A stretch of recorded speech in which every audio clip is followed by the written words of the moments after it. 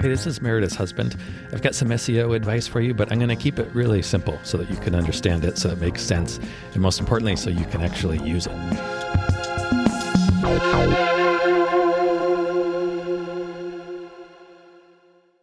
Or I should say, last week, we talked about your blog. You remember? We talked about a bunch of your blogs, but in particular, which surprisingly I found were very good. You've been blogging recently. Blogs are really good, but we picked the one that I thought was the Not weakest, as good. and we talked about how to make it better. Right. Good. Yep. Okay. So I'll just recap on that very quickly in case you listened to this. This is part 2. Okay. So the blog was about why you were talking to, seemed like potential clients, why you should take baby photos of your kids now. Yeah. Why they are important. And in that you referenced your dad's photos of you. Yeah. That he has above his desk. I'm back. Okay. So, but the way that blog looked to me as a reader, it looked like essentially you saying, hey, this is why you should buy my shit. Right. This is why you should hire me, not just necessarily a photographer. Which it was basically why you should hire a children's photographer. Yeah, and which that's coming not from good? That's not really a helpful blog. Like that is the go-to for a lot of business owners. Hey, why you should hire me? Why are my stuff's the greatest? That's good stuff to put on your website. Yes, why you should hire me. Who's going to go to a blog and read a blog about how great the person's stuff is? That's not a blog. That's not helpful to anybody. Didn't you recommend things such as, here are some ideas of what to wear at a photo shoot? Yes. These are, Yes.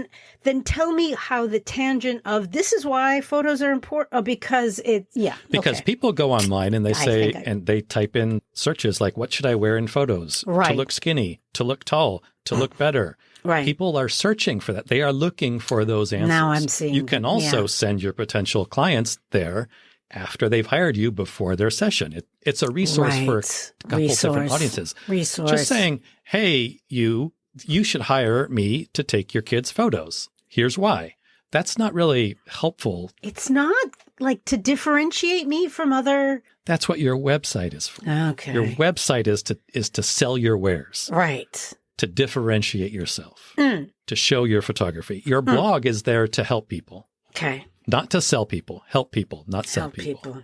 So your blog, to me anyway, screamed, buy my stuff. I guess so. And we talked about some ways to adjust that. And one of my big recommendations, or my biggest recommendation, was change the perspective. Yeah. You wrote that blog from your perspective, from Meredith's perspective, talking to your potential audience, why you should buy my stuff. And I've said, changing the perspective, you don't even need to change the blog all that much. You just flip the perspective and it becomes more of a resource. Flip it in for 30. We talked about case studies. We talked about some popular formats that people use. Case studies, things like roundtables, Q&As, survey results, things like that. Okay. I'm going to take your word for it. Yeah. It didn't resonate with you then either. However, because I don't know what a case study is. Why do I know? And but I explained it. You did? If you don't know what a case study is, and go back and listen to the case study. Because you did, kind of to my own surprise, you did go ahead and you revamped this blog. Yeah. And you kind of did make it a case study. I did? You made it a personal case study. I'll do a brief comparison of before and after. Okay. So before, the image started with an image of your photography framed in a mock-up room. Oh, right. Yes. Right? Yes. Correct. Now I know where we are. Which to me, as a user, immediately the first nanosecond screams to me, hey, buy my stuff. Here it is. Yeah, this is what it looks like in your room. Hire me. Hire me. You changed it. I did. You changed it to a picture of the prints that your father has of you as a child above his desk in his office. Right. Totally different perspective. Yes. That drew me in right away. Oh. It was the difference between, hey, I'm great, buy my stuff, here it is. All of a sudden, it was a personal story. Okay. Kind of like a case study. It was a case study, like you're telling people, or in the original blog, you were telling people why they need to buy, or why they need to hire you, why they need to take photos of their kids and hang them on their walls. That was kind of the gist of it. Right. Yeah. Exactly. You made it a case study about your father and you. Yeah. that's kind of a case study. Yeah, because it is amazing. Obviously, that he still you were not has them. thinking about case studies, but No, I was just trying to make it personal because it means so much to me that he has photos of me as a baby in his home still. as a reader, pulled me in right away. How about that? I actually read the blog. The first one, I was like, oh, Jesus, I don't want to read this.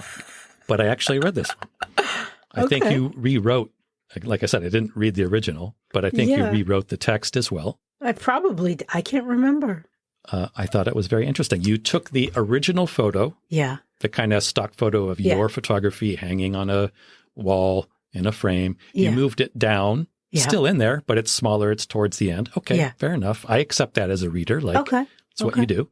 A couple other things that we had mentioned last episode, adding image alt text, adding some subheadings, headlines and subheadlines, image caption. You didn't do any of that stuff. No, I don't know. But that's okay.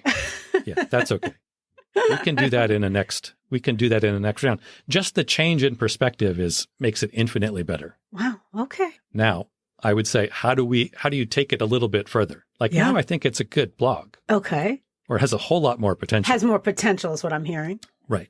So looking at it now, it's basically the same format. Now it has 2 images instead of 1 and then some paragraph text. No headings, although it's not really long enough that I think you need headings. It's just a little personal story. It just didn't seem it. So I don't think you need that. Oddly enough, my blogs aren't long, which is shocking because I can say the same things 20 gajillion different ways. We are aware. So what would be a good next step? So I think what would be the next step? adding to that featured image of the baby photos, you as a baby, in the framed print, an image caption would be great. Because right away I'm wondering, well, who is that? Oh, what is that? Where do I put the image caption? Right beneath the image. Okay. The caption could be, and here you could put in keywords. Here, this type of image, it would be appropriate to put in an image caption or alt text, like something little baby me as a girl. So your main keywords would be children's photographer, right? And so that's what everybody typically wants to use as their image alt text, which is almost never appropriate. But here it is children's photography. Right. So I would add the fact that it's you. Right. I would put in something like toddler Meredith or you know something like that. That hits baby Meredith the first time my family hired a professional photographer. Yeah, you could. I use the term toddler because you don't really photograph babies, and I try to keep the keywords kind of more related to what you babies. Okay, so then baby Meredith is super. Yeah, baby Meredith. Then somewhere in the copy, you can say this was the first time my parents hired a professional photographer. Right. I think that would really help pull people in even more. You're right. All right.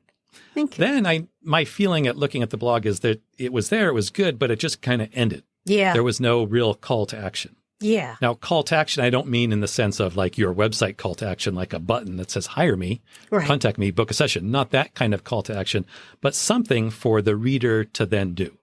Could they send me their favorite baby picture? That would be kind of a big commitment, I would say. Especially, if people are reading this blog from all over the country or maybe all over the world, that's a big step to ask somebody to do. Okay. My thought is this, and you tell me if I'm wrong. But first, you want to say, well, who is this blog for? Like, who is this intended for? I would say people who are on the fence and say, why would I need to do this now? I'm going to remember it. They're just going to keep growing and changing. What am I going to do? Well, that's their attitude. But who are they? I would say this is probably for people who have never had pictures of their kids on the walls. Right. Or pictures of their spouse or pictures of their family, like me. Like, until I met you, never had pictures of anybody on the walls. Wow. We have a picture of the two of us in Ireland above our fireplace, which is wonderful. I love it. I do too. It was always a fantasy for me to have a picture of me and my beloved in my home. You're the only person I've ever had that of. I think I'm going to cry. Or for longer than like a month. So with that in mind, so if you're writing a blog, if that's the audience who you're writing to, Yeah. Their next step is probably not going to be to hire you and buy some frame prints. Right. Also, there's a good chance that this is your blog. People are not going to be in Brooklyn. Right. Hiring you is not even an option. Right. So with that in mind, what would be your advice to these people to get started on this path? It could be something like, hey, take one of your favorite iPhone photos and send it into where are some places that can print family photos super cheap. Remember, this is somebody doing it for the first time. They've never had. But you see, then that's the whole thing, is that one of the things that's important to me is they don't just print it cheaply, that they invest in it because it's going to last. But remember, this is somebody who has never done it for. Print it out on a home computer and stick it on the wall and see how you like having prints of your kids on the wall. See how it makes you feel. And see how it makes your kids feel, because that's really what everything's for, is the kids. So that's, something like that could be the call to action. Like, it's not a call to action like, hey, book me now. Here's a link to my session page. But here's something for you can do. Like, here's an idea. As a photographer, obviously maybe improve upon this idea a little bit with your expertise. I don't know how possible that's easy. But no. And yes, and another thing that I think you might want to do is in that blog, you still have the image that shows your own photography framed. Mm-hmm. That image is still on the blog, and you say, P.S., something like, I'm going to paraphrase, P.S., if you want to hire me to take your kids' photos, blah, blah, blah, that's great. That's perfect. I would just take that sentence. If you want to hire me to take your kids' photos, link the term kids' photos to your children's photography page. Oh, I see. See? Yeah. And I believe you also mentioned artwork. Yeah. Take the term artwork and link it to your artwork products page, your artwork page. Now I see where you're coming from and where you're going. Now, also, there were several technical things which you did not do, like the URL. Nope. The URL is terrible. It's off. It's the default URL, which they're always awful. That's something you want to change. Rather than get into all of that stuff now. Yeah. Okay. I will link to the ultimate blog checklist. We did an episode about this. Yeah, and I remember. A PDF of it. I'll just link to that below about the things that you need to check. Do you have a thing where you show it? Where you show like your I'll put the link below. No. Where you have like a video of you doing it and showing where to put it. Yeah. I'll put the link below. I'll check it out. Sure you will. I'll follow So along. you can do stuff like fix it up technically. Now, the one downside to a blog like this, and I hesitate to call it a downside, but this is still not really great for SEO. Oh. Like there's not a lot of value here for SEO because it's not going to match up with what people are searching for. There's like when you try to imagine what keyword would lead into a page like this, I can't really think of any. I do know that there have been studies shown that kids growing up in a home, where there are photos of themselves feel more a part of the family and feel important. I understand that. I agree with that. But how would that translate into a search? What is somebody searching for in order to find that? I don't think that exists. But my point is, not every single blog has to be specifically for SEO. Right. Like somebody might link, I think this is a pretty good and interesting blog. Somebody might link to it or share it on social. That's going to help your SEO. That's good for SEO as a whole. Right. But it's not like this blog is going to get a lot of traffic because somebody's searching for how to do something. Right. That could also, although you could enhance this even more, like that could be your call to action. How to frame a print from Costco. You could do something. That would be a bit of a stretch. Yeah, I'm just saying that because I want people to come to me to do it. But I'm just saying not every single blog has to be just for SEO. Right. Especially as a solo business owner. Yeah. So like my clients, they hire teams of authors. Yes, every single blog has a purpose. They have a strategy for everything. As a solo business owner and somebody who works directly with their clients on a personal level, you want to show some personality. And I think this blog does that. I think it's I have a little bit of personality. Okay. So yeah, I hope that helps. It does actually. If it helps you listening to this, let me know in the comments. I would love to hear it. Or if you want to join us on SEIQ, we do a session once or twice a month, like a sort of blogging brainstorming session where we talk about all of our individual blogs. Yeah, we do the same thing. Hey, you can join us there. That's very nice. Oh, the day that Meredith actually follows one of my links.